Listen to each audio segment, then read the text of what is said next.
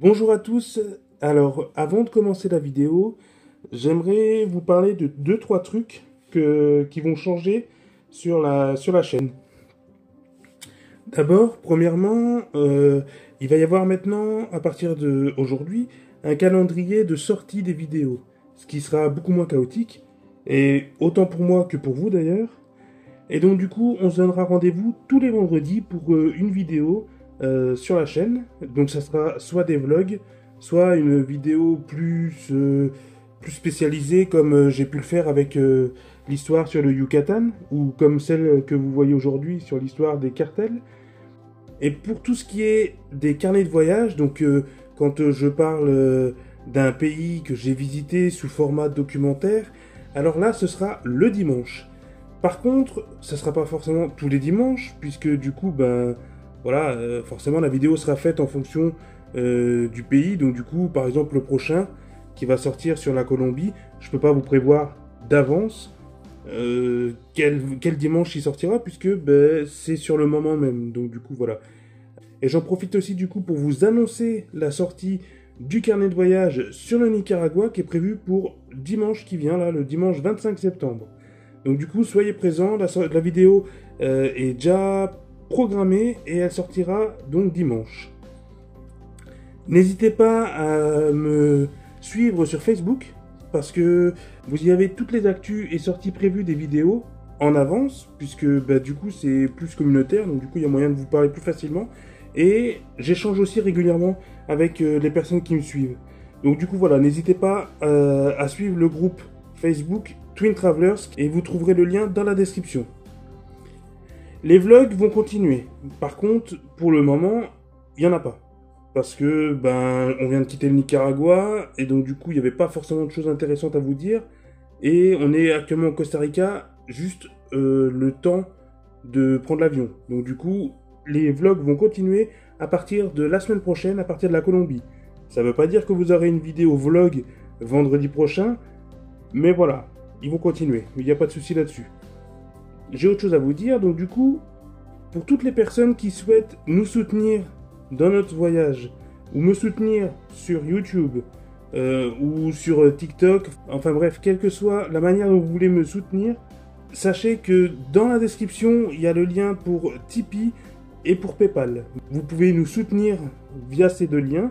Donc Tipeee, je le rappelle, c'est un système de dons mensuels ou non. Ça peut être une fois ou alors mensuellement, ça c'est vous qui voyez, c'est vous qui gérez. Et ça permet de soutenir les créateurs de contenu.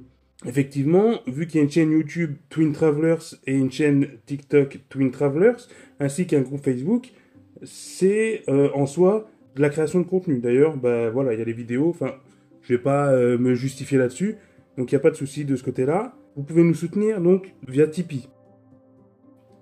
Et ensuite, vous avez aussi, pour les personnes qui ne connaissent pas Tipeee, qui ne veulent pas utiliser Tipeee et qui ont PayPal, la possibilité de faire un don via PayPal directement.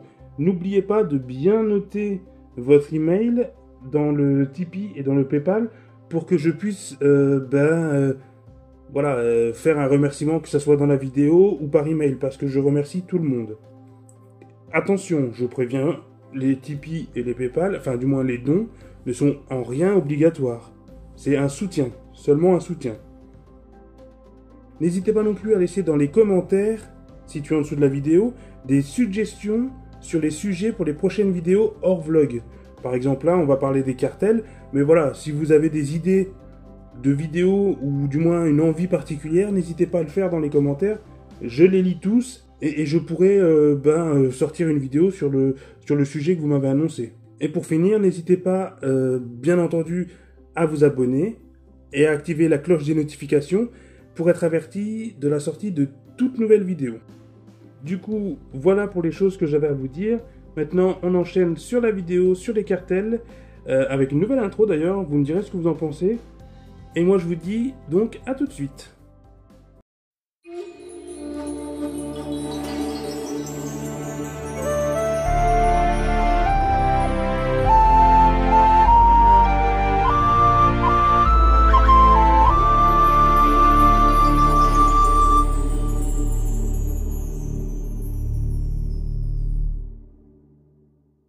Pour commencer, on va partir sur une définition simple.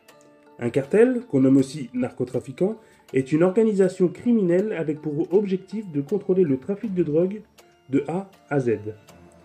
Aussi présents dans le trafic d'armes et d'organes ou encore de blanchiment d'argent, les cartels sont présents dans le monde entier, mais font notamment rage en Amérique latine.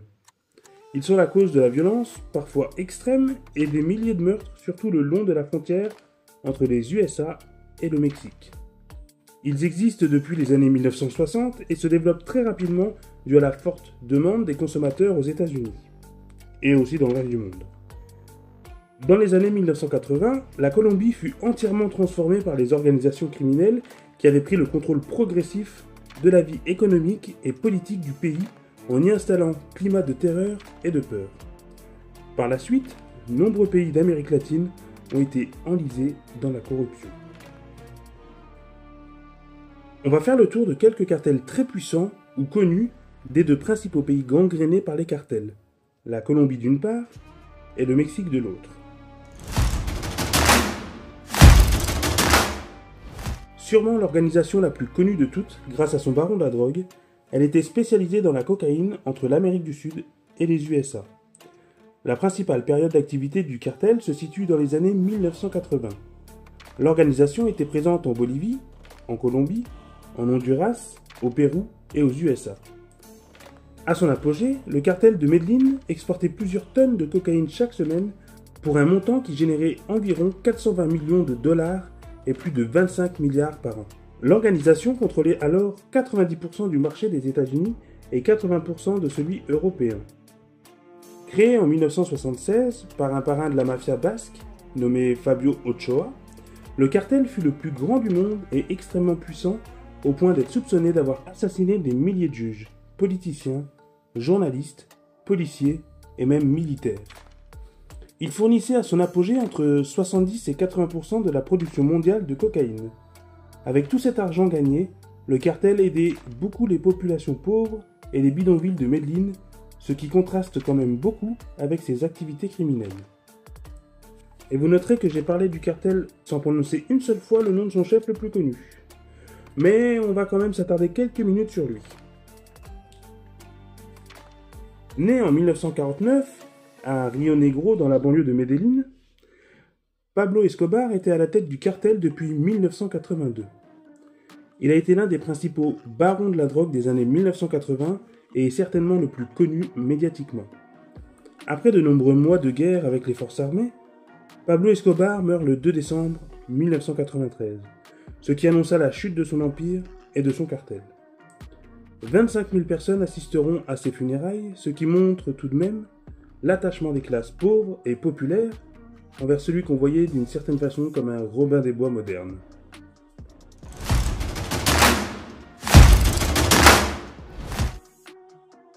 Basé dans la ville de Cali et créé par deux frères, Miguel et Gilberto Rodríguez Orjuela, pendant les années 1970, il fut le grand rival du cartel de Medellín.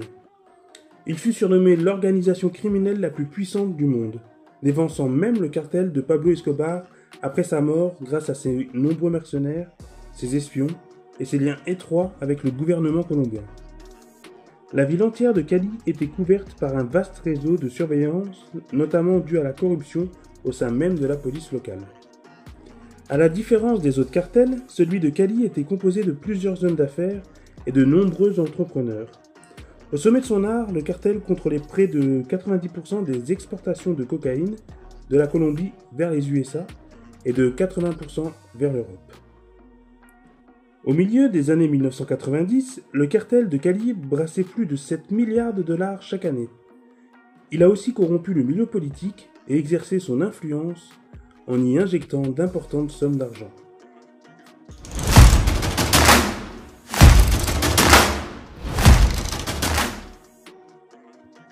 Fondé en 2009, le cartel est actif dans le monde entier. C'est l'un des plus puissants cartels de drogue et l'un des 5 groupes les plus dangereux du monde. Les USA offrent 10 millions de dollars pour la capture de son chef, Nemesio Oseguera Cervantes dit El Mencho. Considéré comme le cartel le mieux armé du Mexique, il est implémenté dans 24 des 32 États du pays. Également présent aux USA, où il est impliqué dans 2 tiers du trafic national, notamment dans les villes de Los Angeles, de Houston, New York et Chicago. Il est aussi présent au Guatemala, en Colombie, en Argentine, en Europe, en Asie et en Australie. Ses principales activités sont liées, de près ou de loin, au trafic de stupéfiants, d'armes, de blanchiment d'argent, d'extorsion, de meurtre, d'enlèvement, et présent aussi dans l'évasion fiscale.